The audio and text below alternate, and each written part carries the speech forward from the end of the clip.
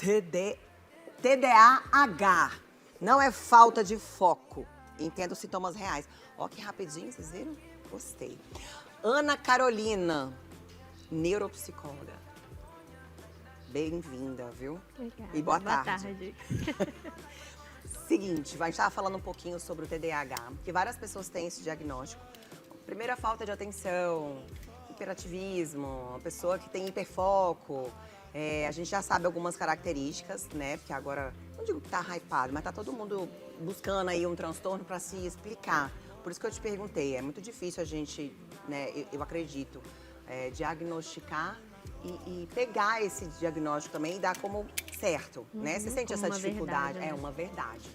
Bom, eu quero saber as características que você fala, peraí, é normal a gente estar distraído de vez em quando, de ter o hiperfoco quando você faz a coisa que gosta, mas quando você percebe que, assim, é um TDAH real, busque ajuda, porque, assim, você vai ter esse diagnóstico. Você tem como falar algumas características mais precisas? Sim. Quando a gente pensa, por exemplo, num diagnóstico tardio, a gente tem uma sobreposição de sintomas. Normalmente, um adulto ele vai vir com sintomas muitas vezes relacionados à ansiedade, à depressão. Começou a pagar boleto, tem ansiedade. A vida adulta é essa, né? Exatamente. Esse é o grande ponto, né?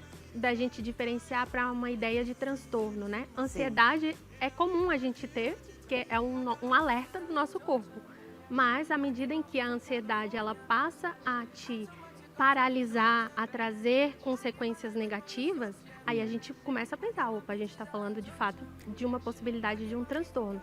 Então, quando a gente pensa no TDAH em relação à atenção, à hiperatividade, a um comportamento muitas vezes impulsivo ou compulsivo, a um certo descontrole emocional no sentido assim, quando a gente pensa na impulsividade, é meio difícil lidar com o ambiente que não está de acordo com o que foi esperado ali. Então, uma pessoa com TDAH normalmente tende a ter um comportamento impulsivo, não pensei, e reativo. Sim. E aí depois pode vir ali o arrependimento daquele comportamento, mas logo tem um estresse, né?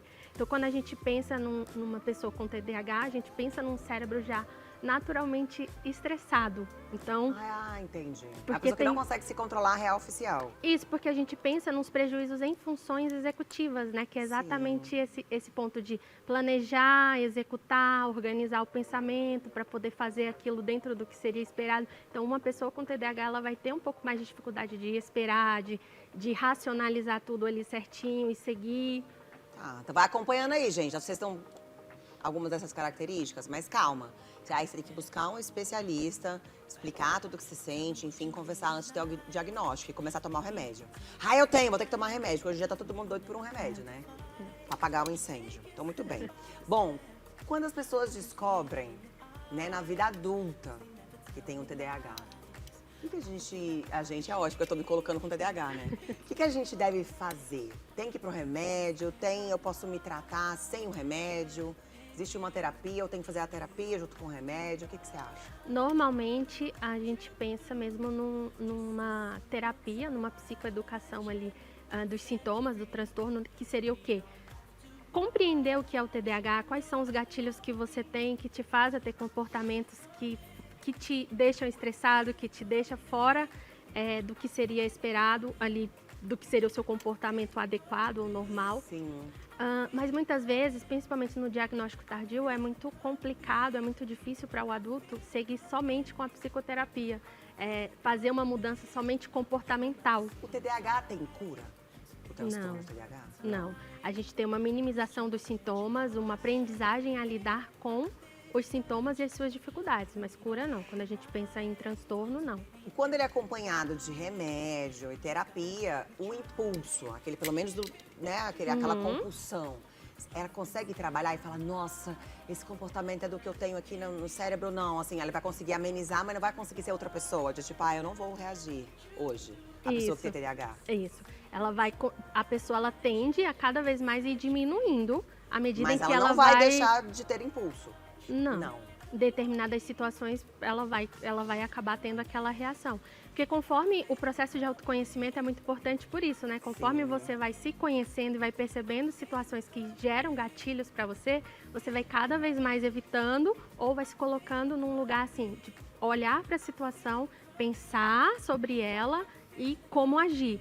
Quando a gente pensa no uso da medicação aliada a uma psicoterapia que vai fazer esse ajuste comportamental, isso vai se tornando cada vez mais consciente para a pessoa e ela vai conseguindo ter um controle. Tá, os principais impactos emocionais da pessoa que tem o TDAH, mas fala, não tenho nada. Eu cresci assim. Eu nasci assim, tem a síndrome da Gabriela. Eu cresci assim, eu nasci assim, eu conquistei minhas coisas assim, eu não tenho nada. Né? Quais são os impactos emocionais, isso futuramente, né, falando? Quando a gente pensa, porque quando a gente pensa no transtorno, cada pessoa vai reagir de uma forma, até porque o ambiente vai determinar também Ixi, a forma então, como... pera, a ambiência é extremamente importante. Também. Então, um ambiente que te estressa, te faz ter impulso, tem que ser retirado aí da tua vida. Exatamente.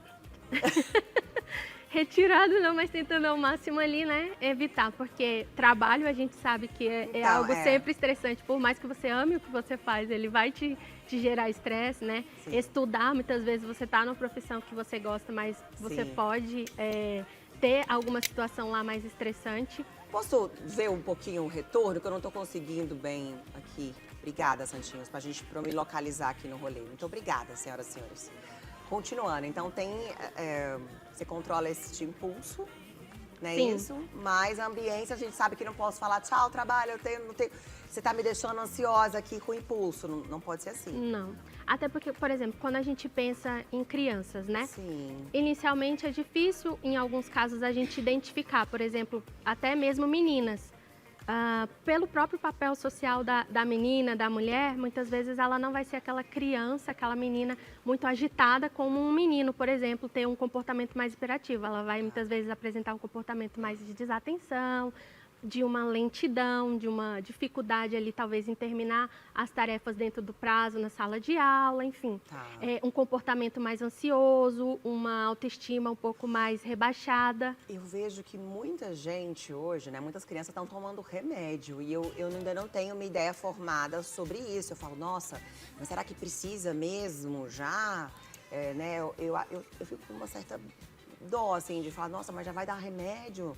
Né, deixa ela conviver deixa ela entender, deixa conviver. Será que o ambiente também, né? Eu lembro que tinha uma criança que os pais achavam que tinha autismo e tudo, e ele estava traumatizado com a separação. Uhum. Então, ou seja, a ambiência, eu digo que gente, eu adoro ler, eu não sou especialista, mas eu acho que a criança é meio que o sintoma, sabe? É meio que assim, é o que vive o ambiente. No ambiente, né? Eu acredito nisso, não sei. Senão você pesquisa aí, né, o lugar que você cresceu, né, quem cuidou de você. E não falando mal de quem criou, educou, mas as pessoas dão o que elas têm para dar naquele momento, né? Sim, Mas assim, tem sim. que ver o ambiente, né? Se teve uma separação antes de tacar o remédio da criança. Sim. Você concorda ou não? Pode discordar, tá? Tá tudo bem, eu tô aqui para aprender também. Não, assim, em alguns casos, muitas vezes a linha de tratamento, ela deveria ser pensando na psicoterapia, Sim. né? Um alinhamento Antes do comportamental, remédio, isso, né? um alinhamento comportamental da criança, da psicodinâmica familiar, adaptações escolares, ou seja, tornar o ambiente menos estressor para aquela criança e mais motivador no sentido assim de haver uma melhora de comportamentos. Existem casos que crianças não vão conseguir mesmo fazendo todo esse ajuste e aí precisa ser revisto realmente a medicação. Porque quando a gente pensa numa criança que pode estar apresentando os sintomas, a longo prazo, normalmente, quando ela é colocada em situação mais complexa, mais estressora, ela vai apresentando cada vez mais as dificuldades. Então, existem pais que falam assim, mas lá atrás ela conseguia, por que agora não está conseguindo? Por exemplo, saiu do ensino fundamental 1, do 4º ano, foi para o 5º, 6º ano, mais disciplinas, mais professores. Tá aumentando a sobrecarga ali naquela criança. E na fase adulta, a mesma coisa, né? Ao longo do tempo, ela foi tentando se virar, chegou numa fase adulta ali, muita ansiedade, sintomas depressivos, comportamentos compulsivos, muitas vezes na alimentação, no uso de drogas, enfim, fica mais vulnerável a isso e aí quando você vai investigar o que está por trás. Então, o ideal é investigar, analisar os ambientes, fazer terapia e aí sim partir para o remédio, detalhe, né? Com um especialista. Um especialista. Né? Isso, não se automedicar, falar, eu tenho isso mesmo, convivi com isso, enfim. Né? Hoje a gente não precisa mais passar por isso. Se você passou por isso, eu passei por isso, eu trabalhei assim, eu fiz minha família assim, mas hoje as pessoas não precisam mais passar por isso, porque é um grande sofrimento, né? A gente vê vários adultos também aí com diagnóstico de autismo e se sentiam muito inapropriados, né, inferiores, porque não gostavam de barulho, tinham dificuldade de socializar. E as pessoas cobravam, né? Isso. E na ignorância, né, de falar assim, fresco, não gosto de barulho, criança esquisita, não é? Tinha isso, né? Hoje não, hoje a gente está aí, né, com a informação, Isso. né, com um programa de televisão como o nosso, trazendo especialista para alertar aí todo mundo. Isso. Obrigada, viu? Nada. Bom, Ana Carolina, cadê a rede social da Ana? Por gentileza, na tela, para vocês acompanharem o trabalho da nossa neuropsicóloga. Essa é a sua rede. Isso. O que você costuma postar nas suas redes? Eu costumo falar bastante dos transtornos do neurodesenvolvimento, que são, por exemplo, o autismo e o TDAH, que é onde é a minha área mais de especialização, né? Tá. E altas habilidades também, superdotação, que não é um transtorno, é um modo de funcionamento, uma condição do desenvolvimento, né? Está sendo meu nicho, principalmente também voltado aí para o diagnóstico tardio, autismo em mulheres. Mulheres. Que é um tema bastante importante Depois de ser você discutido. volta. Sim. Carlinha te traz para falar do autismo, que é outro lugar. Todos os transtornos a gente fala, gente, para ir alertando. Obrigada, viu? Obrigada, viu? Bom, 2 minutinhos e a gente já volta. Tem muito programa aí pela frente. 2 minutinhos, conta aí. Papo em Dia volta já já.